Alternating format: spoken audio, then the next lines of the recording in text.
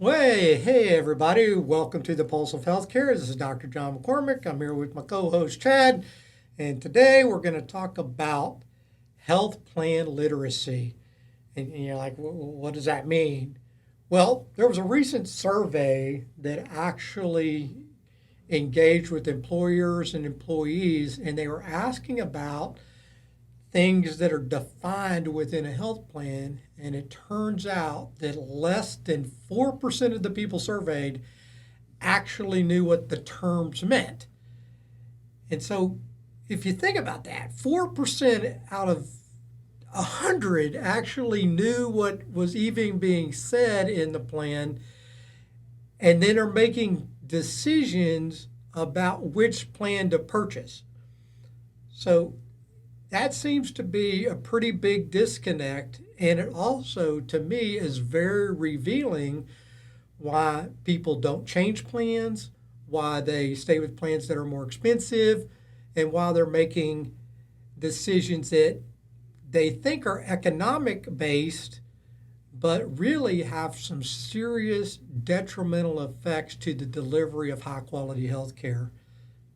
Yeah, I think that often what I've found, especially with my own healthcare literacy, is you start to shop the market, right? Everybody looks at the market either individually or as a representative of a company.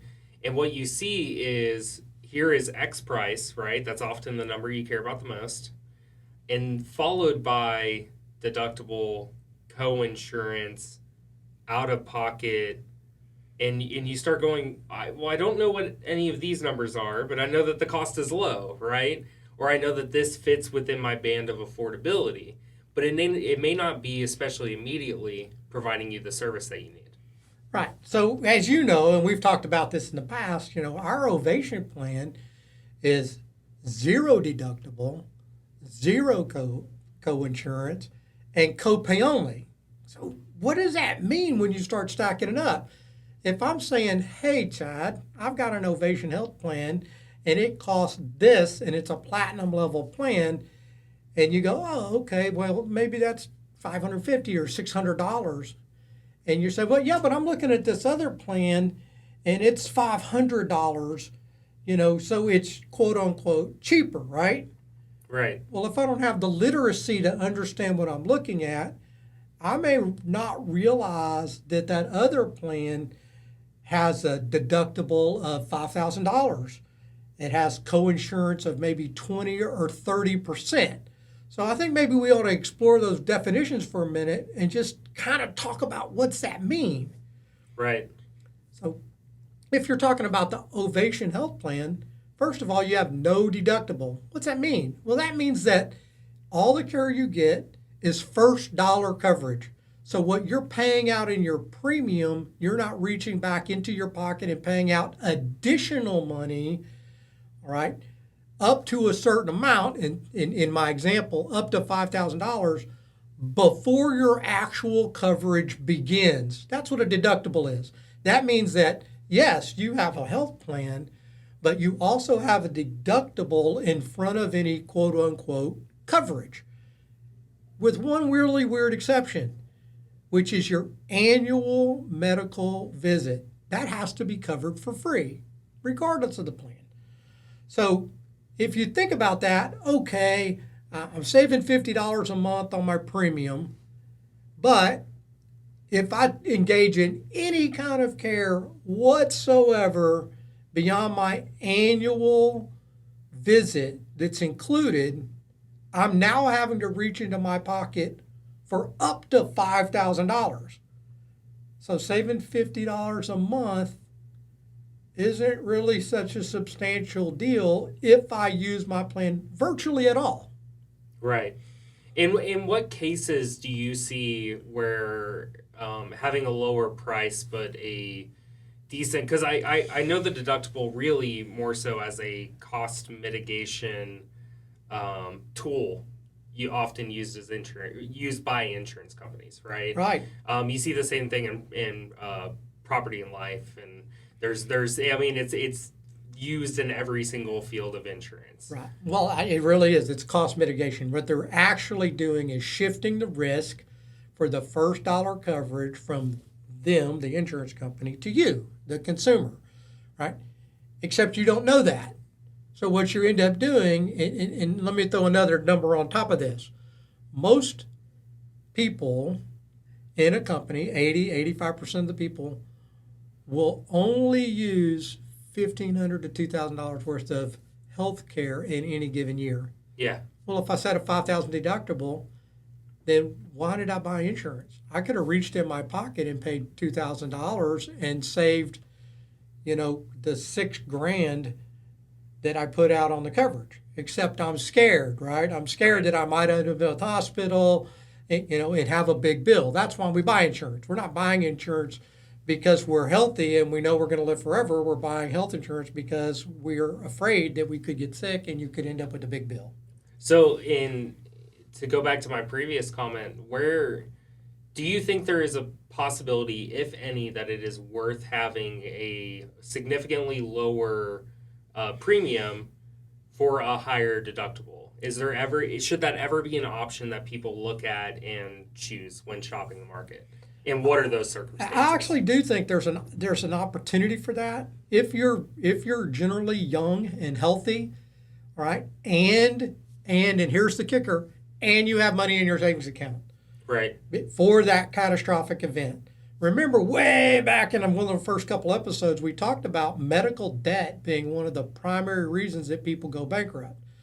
And it's not crazy, enormous debt. I mean, it could be $20,000, $30,000, $40,000, but if you're young, $20,000, $30,000, $40,000 is a huge bill. And when you can't pay it, it kind of forces you into this bankruptcy situation. So you're like, yay, I saved a ton of money on my health care. I'm only paying $400 a month, but I got a $5,000 deductible and 30% coinsurance, which means if I did have a crisis, first I got to put out my deductible, and then when the big bill comes in, I owe 30% of that bill. Yeah. That's the part that, oftentimes will bankrupt somebody because they don't realize that, now I've got to pay 30% of a $50,000 bill or a $100,000 bill.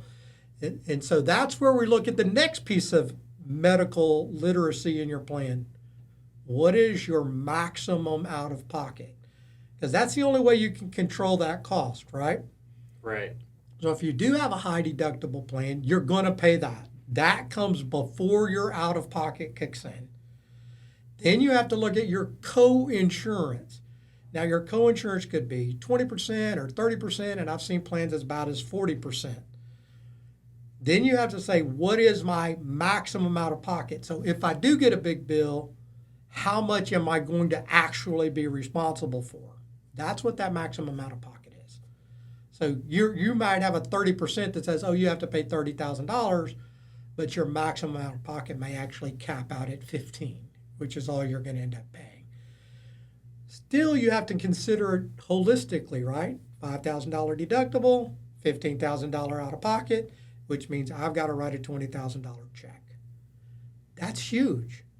Yeah, there's a lot of areas where, especially newer generations, look into this type of multifaceted numbers right in front of them. And so internet comes to mind, right? How many gigs of data are you getting with your per month price tag? And then what is the speed in which the internet operates? And these are numbers that the very new generations care about. And when it comes to a health plan, you have to take all of these numbers into account. And so you may have the lowest premium on the face of the earth, right? But then you're basically footing the entirety of the cost for half a year if you're lucky. And then after that, you're still footing a pretty large percentage of the cost. Right. So you have to take these numbers together because mathematically you're never going to figure it out by just looking at the first number. Right. That's exactly right. And so that's where you're making a real decision, right? You say you kind of get what you pay for.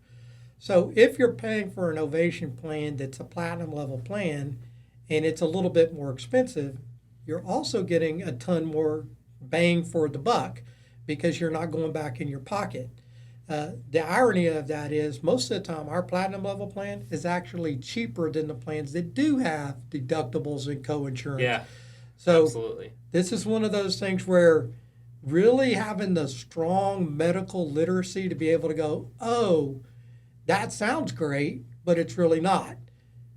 Kind of like networks. So let's talk about networks. Another one of those things that we hear all about. I have to have a network. Networks are so important. Network, in network, out of network. And we're out of network. You might look at a plan that says if you're in network, you have all these super cool coverages, and that's where your deductible and co-insurance comes in, and you're managing your rate. And then on the next column over, it says out of network, and then it has this zero coverage. Yeah, I've seen a lot of plans actually. A lot of really, really commonly chosen plans make you operate within network. Otherwise, it's as if the plan doesn't exist. Doesn't comply at all. Yeah. Now let's think about the recent news. We've had complete medical systems like Kaiser go on strike. Now, if that was your plan, and you've got one of these coverages that give you in and out of network limitations, and Kaiser's your network, and now you have to seek medical care, and you can't go to Kaiser, not only are you out of network, you're out of coverage. This is where medical literacy is so critical, and why we talk about we have an open access network. Do we have a network? Absolutely. We're contracted. We have contracts all over the country.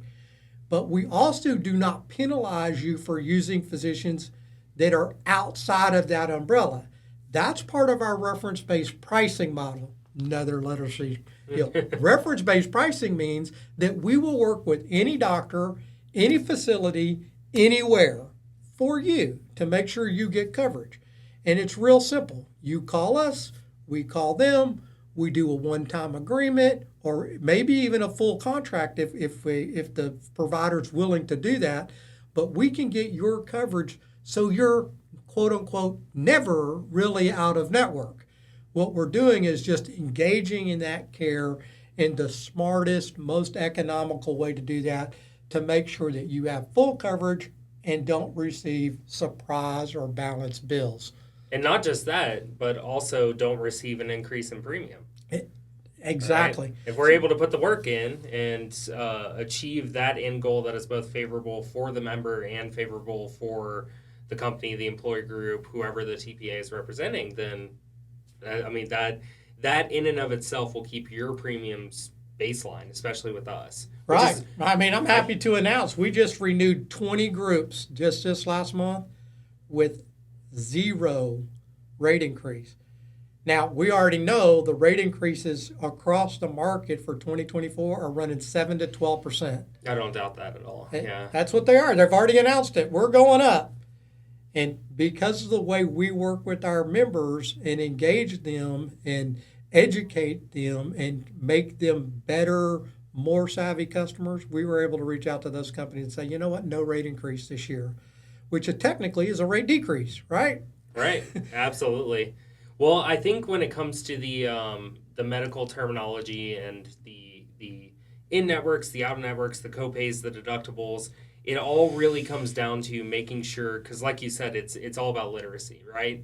Making sure that you know the terms, you know what they mean, and you have cost figured out. Nobody wants to receive a surprise bill that is $4,000, $5,000, $6,000, but that's actually because your insurance told the facility that's what you owe.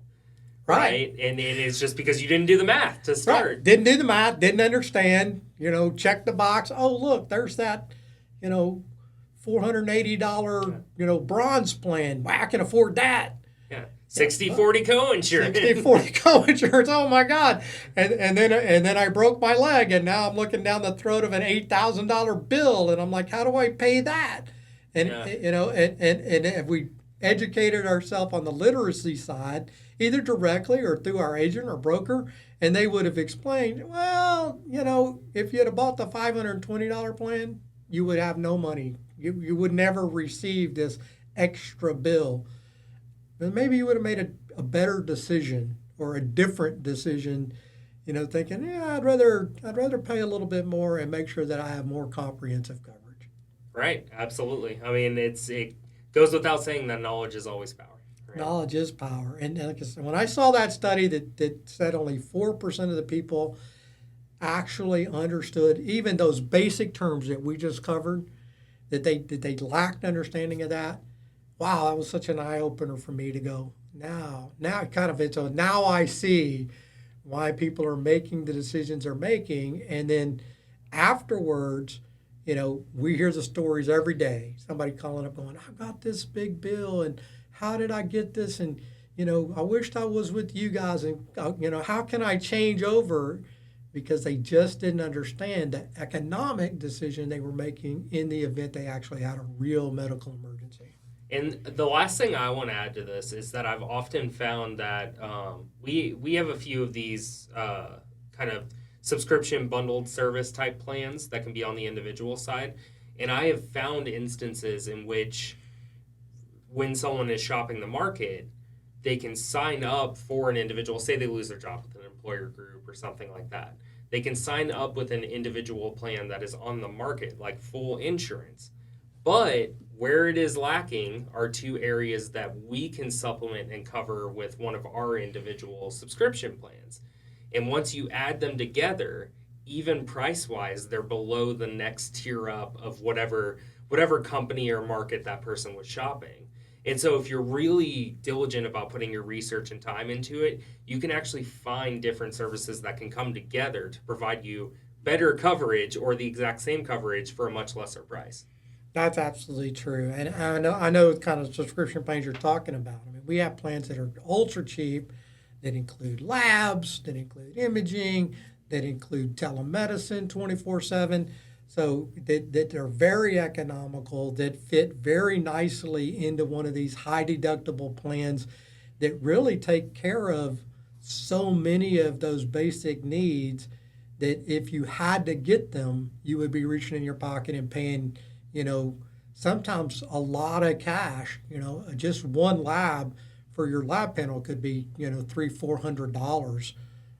Yeah, absolutely. So that's something to keep in mind is when you're shopping the market and you're looking at these things, make sure you're also looking elsewhere in the market, right? There's always, as with any market, people try to stay competitive. So there's always competitive prices that are out there, and people, you need to know the words and you need to know what the numbers mean to make sure that you're getting the best deal. Absolutely. Hey, well, everybody, we will be back again in a couple of weeks with another episode. Hopefully, you enjoyed a little bit about some medical literacy today, and we'll see you soon. All right, goodbye.